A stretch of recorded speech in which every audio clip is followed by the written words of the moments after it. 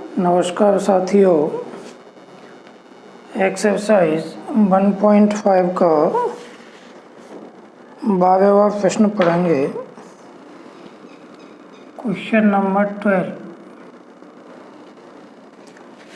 आपको एक binary operation दिया है, द्विआधारी संक्रिया दिए a star b equal mod a minus b, और एक दूसरी द्विआधारी संक्रिया बाइनरी ऑपरेशन दिया है A O B equal A comma each A comma B belongs to are.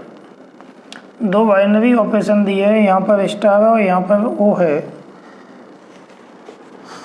Star जो बाइनरी ऑपरेशन है वो आर टू आर है, रियल नंबर से रियल नंबर में है, और ओ जो बाइनरी ऑपरेशन है वो है भी R cross R to R, और ओ भी R cross R to are.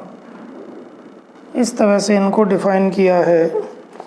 सिद्ध करना है कि स्टार क्रम विनिमय है, कॉम्यूटेटिव है और साहचर्य नहीं है, एसोसिएटिव नहीं है। तो पहले स्टार संक्रिया के लिए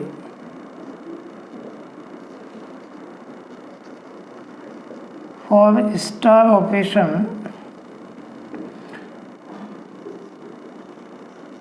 क्रम विनिमय कॉम्यूटेटिव। अब आपको सिद्ध करना है कि जो स्टार ऑपरेशन है वो क्रम विनिमय है। यदि कोई संक्रिया है, चाहे वो क्रम विनिमय है चाहे साहचर्य है, तो उसको दो तरह से कर सकते हैं। एक तो थ्योरेटिकल ए और बी लेकर के, और एक कोई दो वास्तविक अंक लेके, और यदि नहीं है तो कोई से अंक लेकर सॉल्व करेंगे। तो यहाँ पर आपको ए स्टार बी दिया है मॉड ए माइनस बी। अब वी स्टार ए निकालें तो आएगा मॉड बी माइनस ए, माइनस कॉमन ले लेंगे तो ए माइनस बी आएगा। मॉड से माइनस हट जाएगा, मॉड फिर भी बना रहेगा, क्योंकि मॉड का गुणधर्म है Z1 इंटू Z2 का मॉड। Z1 का अलग होता है मॉड और Z2 का अलग होता है, तो माइनस पे मॉड अलग लगेगा, उससे वो प्लस का हो जाएगा, ए माइनस बी पे बचेगा। आप देखो दोनों की RHS इक्वल हैं तो LHS इक्वल हो जाएंगी। यहाँ A star B equal B star A, अतः स्टार संक्रिया आर में क्रम विनिमय है। Star operation is commutative in R. अब साहचर्य एसोसिएटिव, साहचर्य का पता लगाते हैं। अब वो कह रहा है कि साहचर्य नहीं है, सिद्ध करना है, तो कोई अंक लेके कर लें, ज़्यादा अच्छा रहेगा। माना 1 2 3 belongs to R, 3 real number ले लिए 1 2 3। अब 1 स्टार 2 ब्रैकेट स्टार 3 निकालेंगे तो 1 स्टार 2 आएगा मॉड 1 माइनस 2, और इसका -1 का मॉड 1 होगा, और स्टार 3 छूट गया। स्टार 3 1 माइनस 2 -1 आएगा, स्टार 3 -1 का मॉड 1 आएगा, स्टार 3, और 1 स्टार 3 फिर ए माइनस बी से मॉड 1 माइनस 3 आएगा, और 1 माइनस 3 मीन्स -2 का मॉड 2 आ गया। अब निकालेंगे 1 star bracket 2 star 3 1 star 2 star 3 means mod 2 minus 3, 1 star 2 minus 3 means mod -1, 1 star one, और one mod minus one one होता है, और one star one means one minus one, mod one minus one, और zero का mod zero आएगा। तो अब देखो RHS इक्वल नहीं है, LHS दोनों की RHS इक्वल नहीं है, तो LHS भी इक्वल नहीं होंगी। यहाँ one star two bracket star three not equal one star two star three, अतः स्टार संक्रिया R में साचर नहीं है। Star operation is not commutative in R। तो इस प्रकार स्टार क्रमविन्वय है लेकिन साचर नहीं है। अब आपको इसी प्रश्न के अगले पार्ट में बताना है कि जो O ऑपरेशन है वो साचर है, क्रमविन्वय नहीं है, एसोसिएटिव है, कॉम्यूटेटिव नहीं है। तो स्टार की जगह अब O ले लेंगे, O संक्रिया के लिए। अब उसने कहा क्रमविन्वय नहीं है, तो पता लगाते हैं पहले।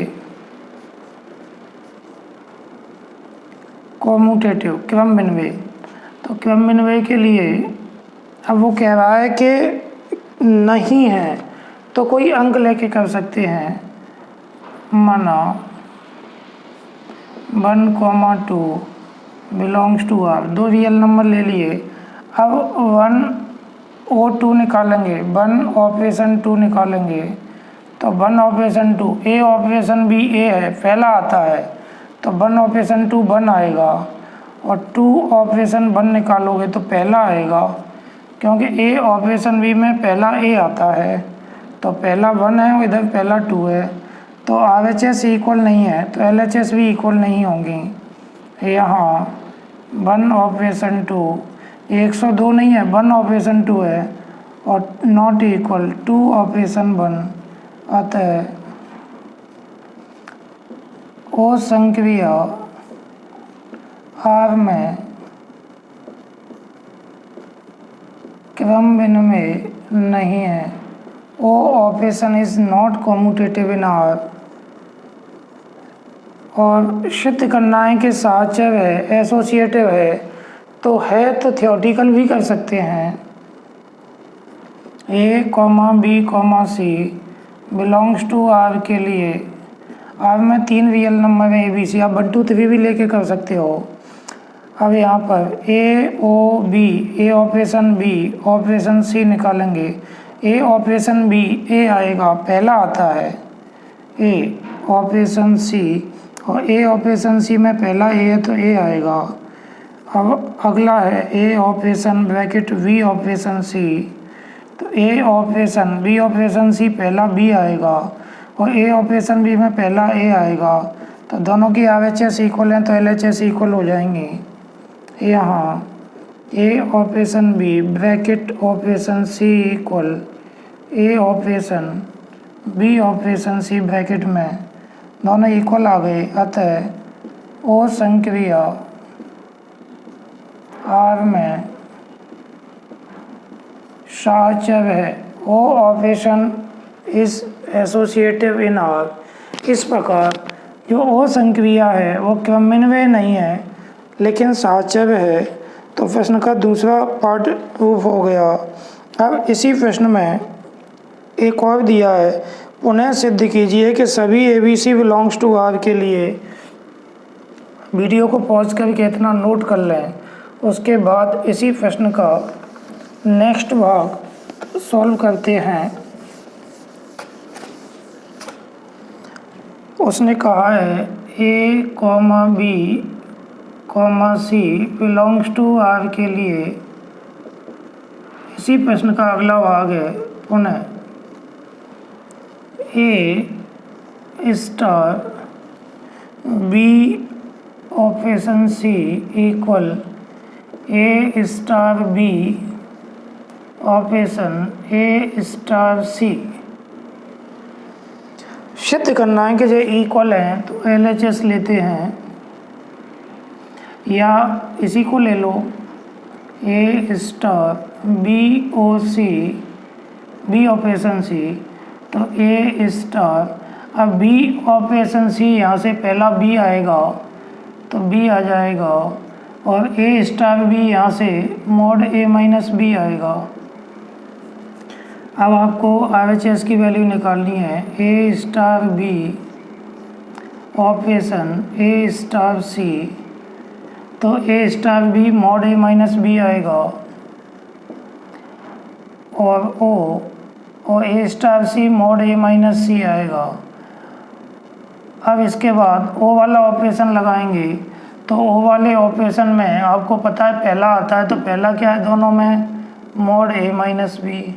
अब आप देखो दोनों की RHS इक्वल है तो LHS इक्वल हो जाएंगी। यहाँ A star B operation C equal A star B operation A star c. इसका मतलब है अतः star संक्रिया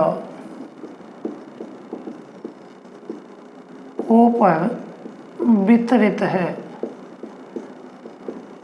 star operation is distributive at O, माने स्टार संक्रिया ओ पर वितरित है। डिस्ट्रीब्यूशन लॉ लगाए यहाँ। अब इसी प्रश्न का अगला भाग में आपको सिद्ध करना है कि जो ओ ऑपरेशन है वो स्टार ऑपरेशन पर वितरित है, ओ जो ऑपरेशन है वो स्टार ऑपरेशन पर डिस्ट्रीब्यूट है, तो उन्हें सिद्ध करना है। अगेन प्रूव दैट, सिद्ध करना है कि ओ संक्रिया स्टार संक्रिया पर वितरित है। O operation is distributive at star operation.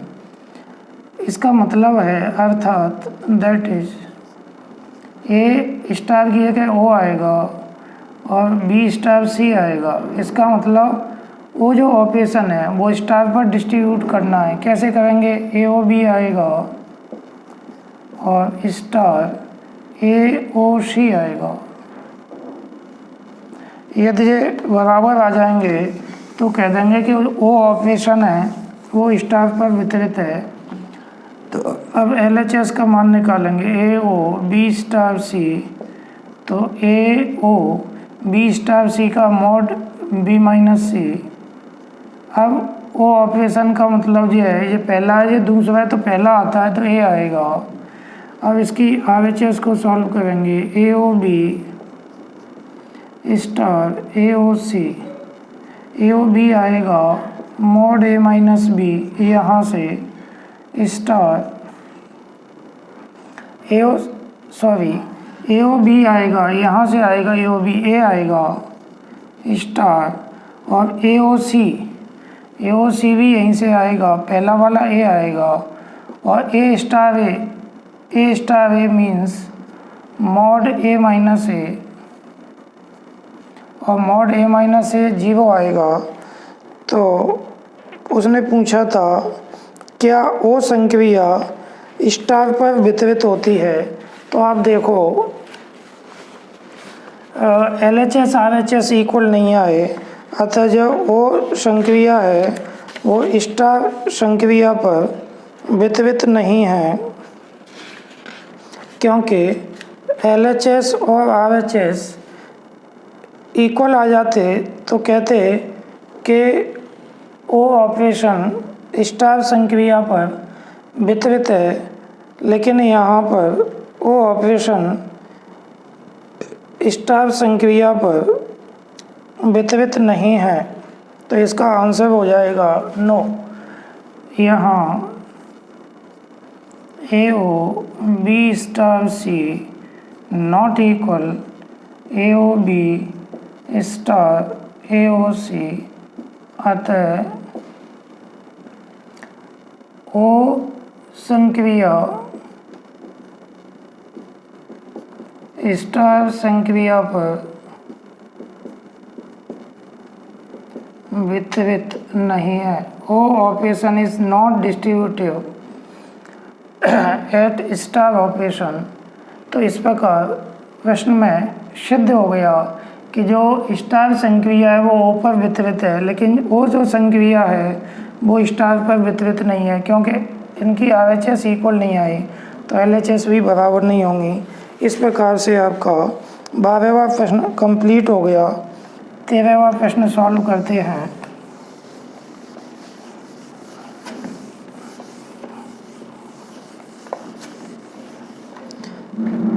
Question number 13 में आपको किसी प्रदत्त अरिक्त समुच्चय X के लिए एक नॉन एम्प्टी सेट X है, तो इसको मान लेंगे अरिक्त है, मीन्स खाली नहीं है, इसमें कुछ ना कुछ होगा। तो मैंने 1 2 3 ले लिया। कल भी एक प्रश्न में लिया था, तो इसका PX क्या होगा ध्यान दें। इसके जितने भी सबसेट हैं, उप समुच्चय हैं, उनका समुच्चय होगा। तो 1 आएगा, 2 3 1 2 2 3 1 3 1 2 3 और 5। यह PX मीन्स पावर सेट घात समुच्चय हो गया। आपको एक स्टार ऑपरेशन दिया है such that PX cross PX 2PX, और ऑपरेशन दिया है A star B equal A minus B union mean संग B माइनस A और each A comma B belongs to PX। सिद्ध करना है कि रिक्त समुच्चय फाई संक्रिया स्टार का तत्समक है। एम्प्टी सेट जो फाई है वो आइडेंटिटी एलिमेंट मीन्स ई है, ये आपको सिद्ध करना है। तो तत्समक गुणधर्म का उपयोग करेंगे। तत्समक गुणधर्म होता है A star E equal E star A equal A आ जाए each A belongs to PX। A star E और E स्टार A यदि A आ जाए तो E स्टार संक्रिया का तत्समक अवयव होता है। E भी PX में से आएगा, E बिलोंग्स टू PX।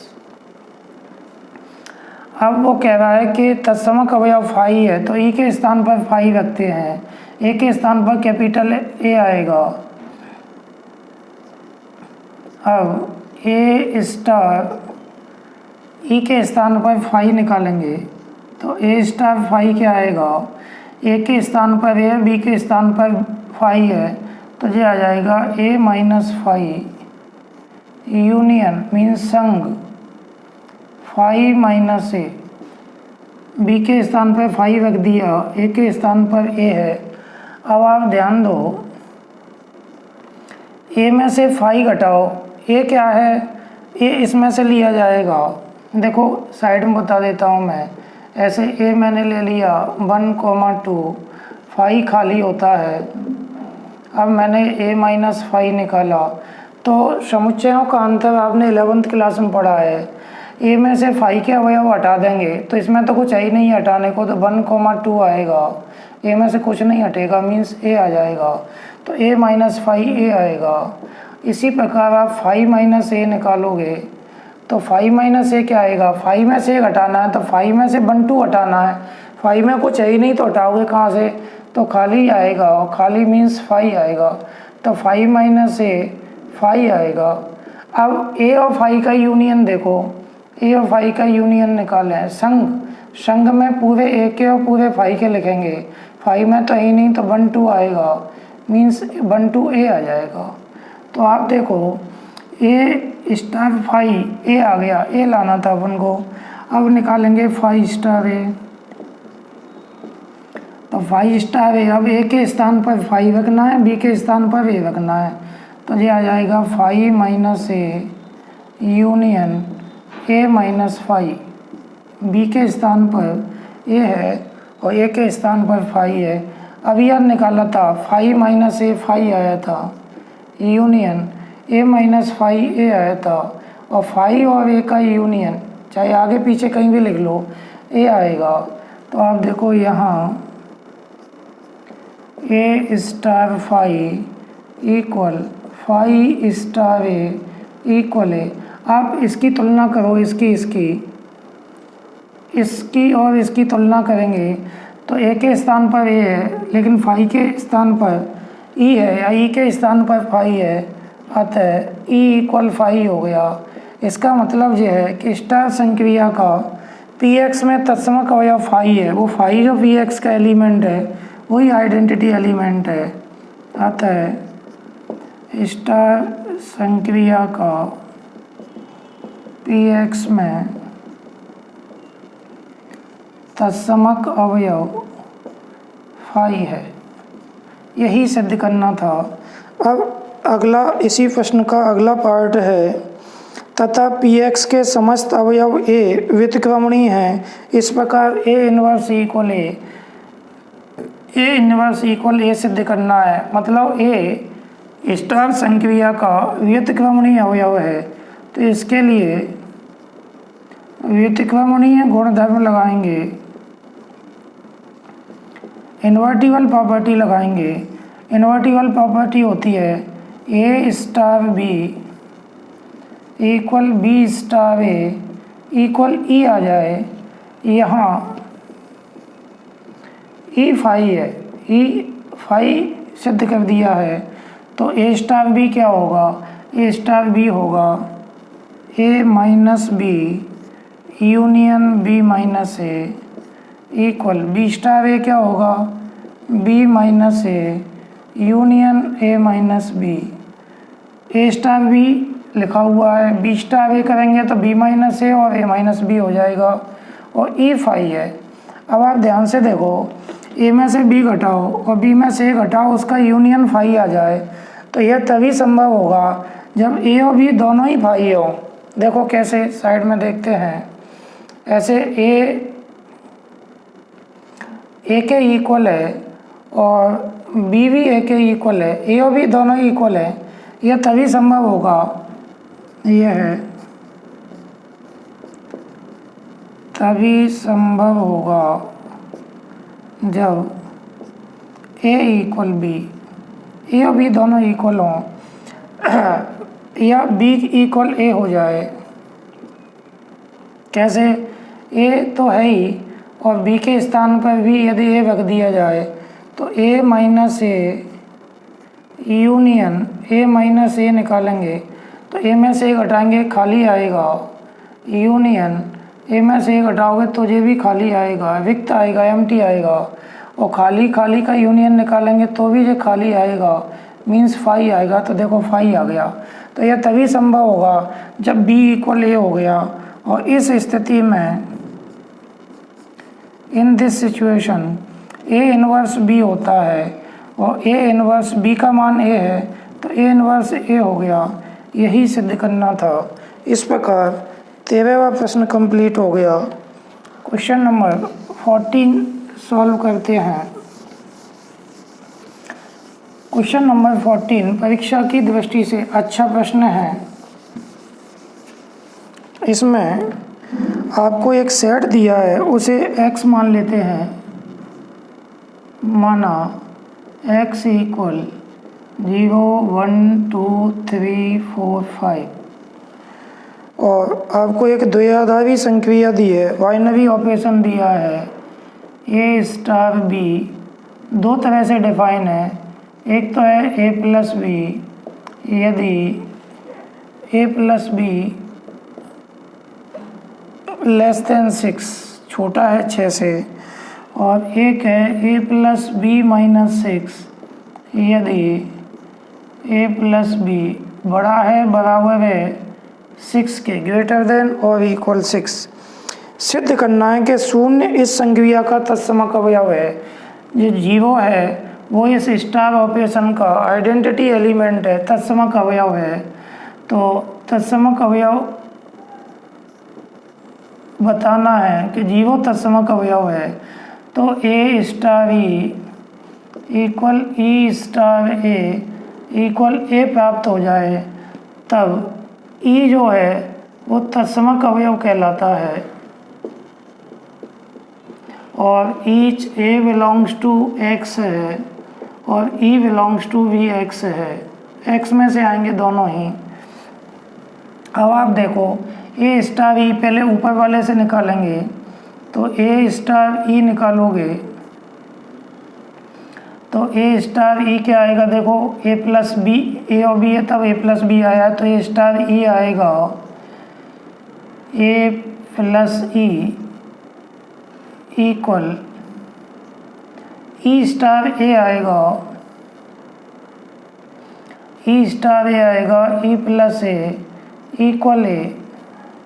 और सिद्ध करना है कि तत्समक अवयव जीरो है, तो यदि ए प्लस बी लेस देन 6, अब ई के स्थान पर जीरो रखते हैं क्योंकि तत्समक अवयव जीरो लाना है, तो A plus zero equal zero plus A equal, आप देखो ए में जीरो जोड़े हैं, जीरो में ए जोड़े हैं तो ए आ जाएगा।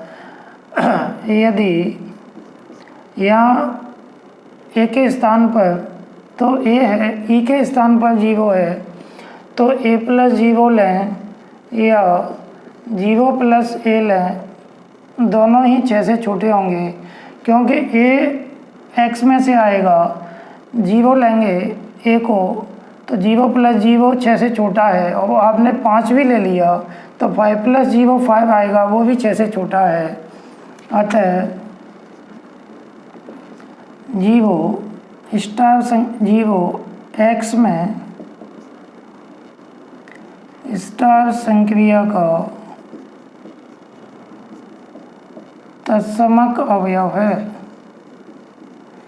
Zero is identity element of star operation in x. ध्यान से देखो, ए स्टार ई ऊपर वाले से ए प्लस ई आएगा, ई स्टार ए प्लस ए आएगा, इक्वल ए है, और ई जीरो सिद्ध करना है कि ई जीरो है, तो जीरो रखा तो देखो ए इक्वल ए तीनों इक्वल आ गए पहले कंडीशन के लिए। दूसरे के लिए मैं आपको साइड में बता देता हूँ। दूसरे के लिए आप ए स्टार यदि ई निकालते तो ए स्टार ई इससे आता, ए प्लस ई माइनस 6 आता, और इसमें आपको कंडीशन दी है, कंडीशन ये है कि ए प्लस बी ग्रेटर देन और इक्वल 6। यदि ए प्लस बी ग्रेटर देन और इक्वल 6।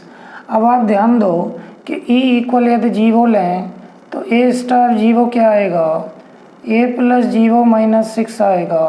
कंडीशन है ए प्लस बी ग्रेटर देन और इक्वल 6। अब आप देखो ए का यदि आपने जीरो लिया तो जीरो माइनस सिक्स आएगा, और माइनस 6 ना तो 6 के बराबर है और न ही माइनस 6 से बड़ा है। ऐसे बी का जीरो ले लिया तो ए प्लस जीरो आ गया। इसी तरह से आप देखोगे, आपने कोई सा भी अंक ले लो, 2 ले लो तो 2 माइनस 6 आएगा -4, और -4 ए -4 आ गया, तो -4 न तो 6 के इक्वल है न 6 से बड़ा है, इसलिए ए तत्समक अवयव ऊपर वाले भाग से निकालेंगे, नीचे वाले भाग से कोई तत्समक अवयव प्राप्त नहीं होगा, तो नीचे को करने की ज़रूरत नहीं है। अब इसी प्रश्न का अगला पार्ट है, समुच्चय का प्रत्येक अवयव ए नॉट इक्वल 0 व्यतिक्रमणीय है। इस प्रकार है कि 6 माइनस ए इक्वल ए का प्रतिलोम है।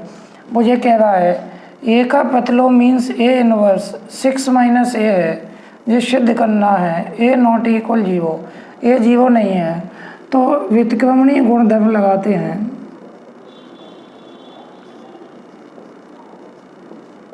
व्यतिक्रमणीय गुणधर्म इन्वर्टिबल प्रॉपर्टी लगाएंगे। व्यतिक्रमणीय गुणधर्म होता है A star B equal B star A equal E आता है। आप देखो यहाँ पर ई 0 है, तो इसमें 2 स्थितियाँ बनेंगी।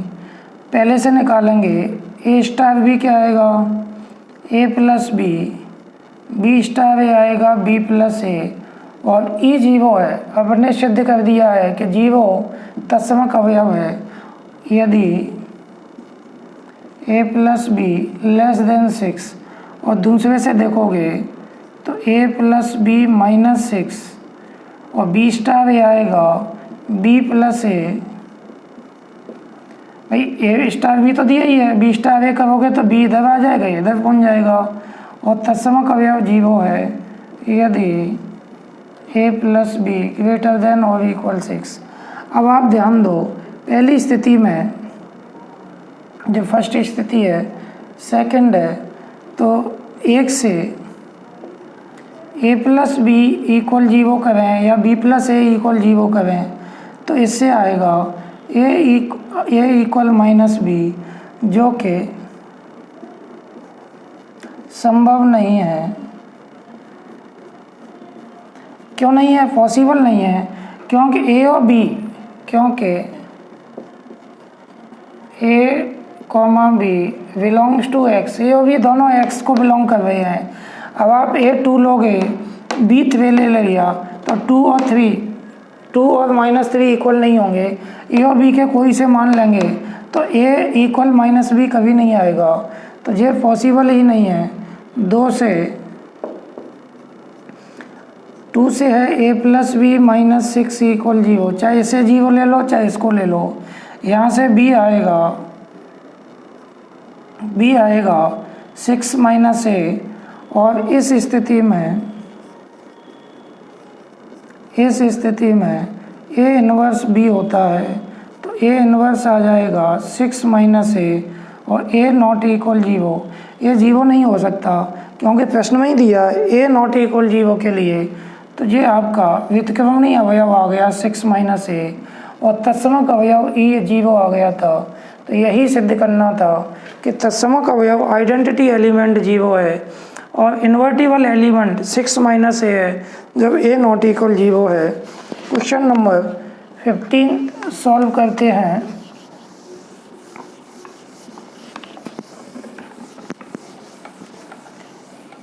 वाले प्रश्न में आपको 2 सेट दिए हैं। एक सेट A दिया है -1 0 1 2, एक सेट B दिया है -4 -2 0 2।